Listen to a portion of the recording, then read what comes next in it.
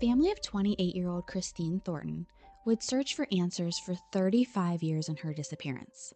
In the summer of 1977, carefree, free-spirited Christine headed out from Texas to Montana with her boyfriend to pan for gold. Christine was pregnant, and her family assumed that she would contact them whenever she would have her baby in the fall.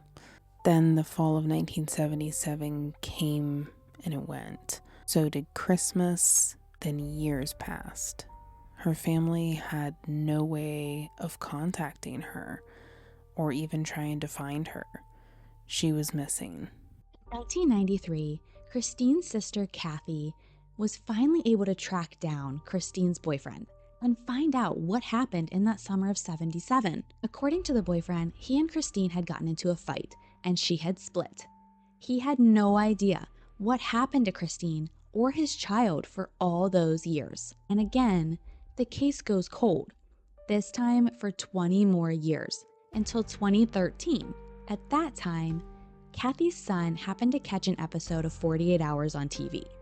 This episode was on Rodney Alcala, specifically the 1,700 plus photos that were found of Rodney's victims in his storage unit. And he contacted his mom and really recommended that she check out those photos to see if any of them could possibly be Christine.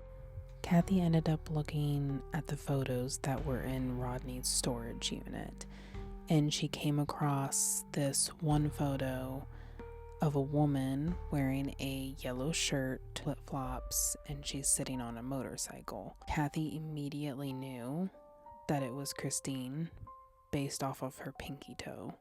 Her pinky toe was very unique and it had a curve up to it, and she just instantly knew that that was Christine.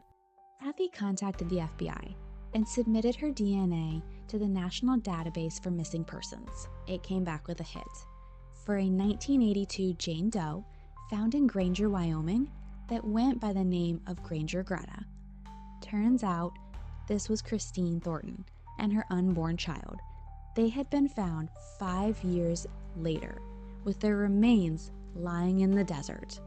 Christine's body would be found just a few yards from where Rodney Alcala had taken that picture of her on the motorcycle. Not long after the photo was taken, unfortunately, Rodney would murder both Christine and her unborn child.